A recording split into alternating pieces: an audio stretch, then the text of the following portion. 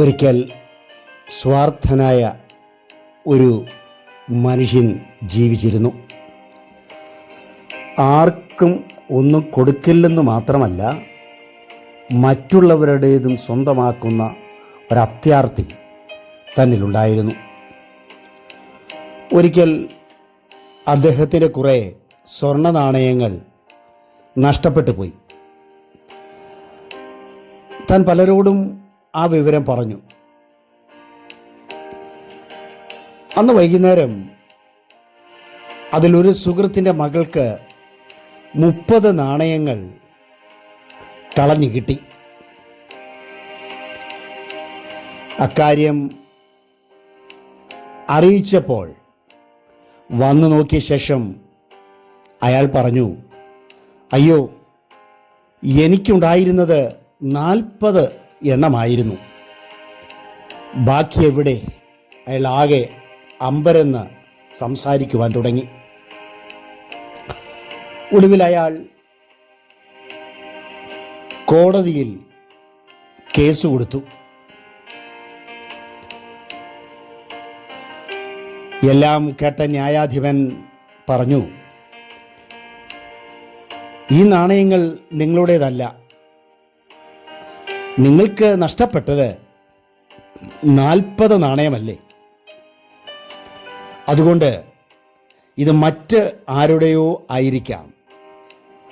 അതിന് അവകാശികൾ വരുന്നതുവരെ ഈ കുട്ടി തന്നെ അതെടുത്തുകൊള്ളട്ടെ. ഇനി 40 എണ്ണം കിട്ടിയ ആരെങ്കിലും എൻ്റെ അടുത്ത് വന്നാൽ ഞാൻ നിങ്ങളുടെ അടുത്തേക്ക് അവരെ പറഞ്ഞുവിടാം. ഉപകാരം ചെയ്തവരിൽ നിന്ന് ഏൽക്കേണ്ടി വരുന്ന ഉപദ്രവങ്ങളാണ് നമ്മുടെ ഹൃദയത്തെയൊക്കെ തകർക്കുന്നത്. ഓരോ സത്കർമ്മവും തിരിച്ച് ഒരു നന്മ പ്രതീക്ഷിക്കില്ല എന്നതുപോലെ തന്നെ ഒരു തിന്മയും പ്രതീക്ഷിക്കില്ല. അന്യരുടെ ആക്രോശങ്ങൾക്ക് മുമ്പിലോ അപരൻ്റെ പ്രതികാരങ്ങൾക്ക് മുമ്പിലോ അല്ല ആളുകൾ തകർന്നു വീഴുന്നത്, ചേർത്ത് നിർത്തിയവരുടെ ചതിപ്രയോഗങ്ങളിലാണ്. ആർക്കു വേണ്ടിയാണോ നിലകൊണ്ടത് അവർ തന്നെ കൊലയാളികളായി എത്തുമ്പോൾ ഒരുപക്ഷെ നമുക്ക് പിടിച്ചു നിൽക്കാനാകാതെ തളർന്നു പോകും. തണലേറ്റ മരങ്ങളുടെ തായ്വേര് അറക്കുന്നവർ തുടരേണ്ട നന്മകൾക്കാണ് അതിൻ്റെ അവസാന വിരാമം ഇടുന്നത്, അല്ലെങ്കിൽ പൂർണ്ണ വിരാമം ഇടുന്നത്. നന്മ ചെയ്യുന്നതിനേക്കാൾ ശ്രേഷ്ഠമാണ് നന്മ ചെയ്യുന്നവരുടെ കരങ്ങൾ തളർത്താതിരിക്കുക എന്നത്. ഒന്നുകൂടി പറഞ്ഞാൽ, കാട് വെട്ടിയവൻ്റെ കയ്യ് വെട്ടരുത്. എല്ലാ ദുരന്തങ്ങളും വിധിയായി വന്നു ചേരുന്നതല്ല കേട്ടോ. ചിലതൊക്കെ നമ്മൾ ചെയ്തിട്ടുള്ളതിൻ്റെ തുടർഫലങ്ങളാണ്. മുകളിലൂടെ നിറയ്ക്കാൻ ശ്രമിക്കുന്നതിനിടയ്ക്ക് അടിയിലൂടെ ചോർച്ച കാണാതെ പോകും. അർഹതയുള്ളവ നേടാൻ നേർവഴികളും സത്ചിന്തകളും മതി. അവകാശമില്ലാത്തവ നേടാൻ കുടിലതന്ത്രങ്ങളും ദുഷ്ചെയ്തികളും മാത്രമാണ് മാർഗം. നേരിലൂടെ നേടിയതിന് സ്വാഭാവിക നന്മയുണ്ടാകും. എന്തെങ്കിലും നഷ്ടപ്പെടുമ്പോൾ എന്തുകൊണ്ട് നഷ്ടപ്പെടുന്നു എന്നുള്ള വിചിന്തനമാണ് നമുക്ക് പ്രധാനം. സ്വയം തിരുത്തലിൻ്റെ മാർഗങ്ങൾ കൂടുതൽ നഷ്ടങ്ങളെ പ്രതിരോധിക്കും.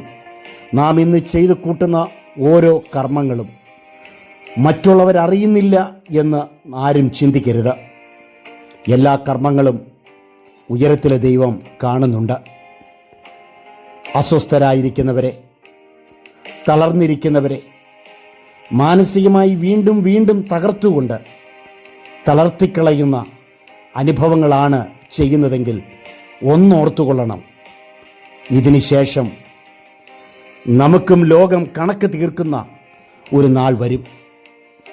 അതുകൊണ്ട് ഓർക്കുക, ആരെയും ചതിക്കരുത്, ആരെയും ഉപദ്രവിക്കരുത്, അറിഞ്ഞും അറിയാതെയും. അത് ഭാര്യയാകട്ടെ, ഭർത്താവാകട്ടെ, മറ്റ് ആരുമായി കൊള്ളട്ടെ. ചതിയുടെയും വൈരാഗ്യത്തിൻ്റെയും അവസ്ഥകളെ മാറ്റി സ്വാർത്ഥതകളെ മാറ്റി സ്വന്തം ജീവനെ പോലെ, സ്വന്തം ആത്മാവിനെ പോലെ മറ്റുള്ളവരെ സ്നേഹിക്കാൻ നമുക്ക് പഠിക്കാം. സ്വാർത്ഥത ഉപേക്ഷിക്കാം. അത്യാഗ്രഹങ്ങളെ അവസാനിപ്പിക്കാം. അതിമോഹങ്ങളെ നിർത്തലാക്കാം. അതില്ല എങ്കിൽ ഭാവി നമ്മളോട് ചോദിക്കുന്ന ചില ചോദ്യങ്ങളുണ്ട്. ലോകം കണക്ക് തീർക്കുന്ന ഒരു ദിവസമുണ്ട്. ദൈവം നമ്മോടും ചോദിക്കുന്ന ഒരു നാളുണ്ട്. അതുകൊണ്ട് നമുക്ക് സ്നേഹത്തോടെ, സന്തോഷത്തോടെ, കുടുംബങ്ങളായി, വ്യക്തികളായി ജീവിക്കുവാൻ കർത്താവ് തമ്പുരാൻ സഹായിക്കട്ടെ. ഒരു അനുഗ്രഹീത ശുഭദിനം നേരുന്നു. May God bless you. God bless you. God bless you all.